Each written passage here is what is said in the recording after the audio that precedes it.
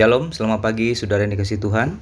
Pagi hari ini kita akan merenungkan bagian firman Tuhan dari Kisah Rasul pasal 3 ayat 1 hingga 6. Saya bacakan bagi saudara. Pada suatu hari menjelang waktu sembahyang, yaitu pukul 3 petang, naiklah Petrus dan Yohanes ke bait Allah. Di situ ada seorang laki-laki yang lumpuh sejak lahirnya, sehingga ia harus diusung. Tiap-tiap hari orang itu diletakkan dekat pintu gerbang bait Allah yang bernama Gerbang Indah untuk meminta sedekah kepada orang yang masuk ke dalam bait Allah. Ketika orang itu melihat bahwa Petrus dan Yohanes hendak masuk ke bait Allah yang meminta sedekah, mereka menatap dia dan Petrus berkata, "Lihatlah kepada kami." Lalu orang itu menatap mereka dengan harapan akan mendapat sesuatu dari mereka. Tetapi Petrus berkata, "Emas dan perak tidak ada padaku, tetapi yang kupunyai kuberikan kepadamu. Demi nama Yesus Kristus orang Nazaret itu, berjalanlah." Saudara, sebagai orang Kristen kita tentu selalu berdoa dan memohon sesuatu kepada Tuhan. Pertanyaannya adalah hal apa yang paling sering kita minta dan doakan? Hal apa yang mendominasi doa-doa kita? Apakah itu hal yang penting atau hanya hal yang bersifat remeh?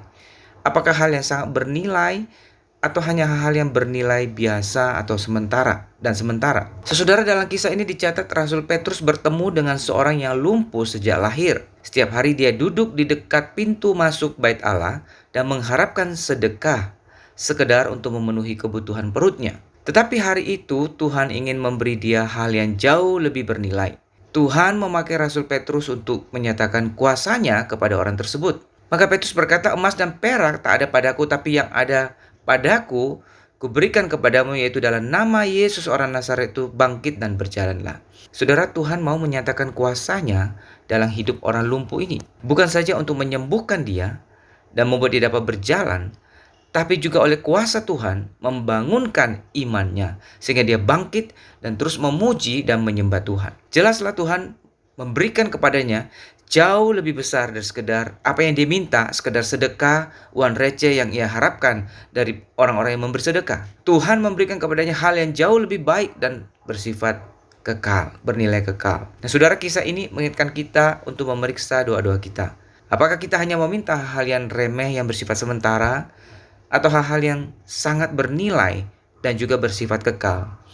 Saudara, kita harus ingat agar dalam doa-doa kita jangan hanya meminta hal-hal yang bersifat sementara yang nilainya sangat terbatas, tapi terutama minta dan harapkanlah dari Tuhan hal-hal yang bernilai, hal-hal yang terbaik, dan hal-hal yang bernilai kekal. Karena Tuhan menjanjikan bagi kita umatnya segala berkat dalam surga. Sebagaimana dalam Efesus 1 ayat 3 Paulus katakan, "Terpujilah Allah dan Bapa Tuhan kita Yesus Kristus, yang dalam Kristus telah mengaruniakan kepada kita segala berkat rohani di dalam surga." Karena itu sebagai murid Kristus, mari kita terus berdoa dan mengharapkan hal-hal yang terbaik, hal-hal yang bernilai kekal dari Tuhan bagi hidup kita, bagi keluarga kita, dan bagi gereja kita. Kiranya Tuhan memberkati kita. Amin.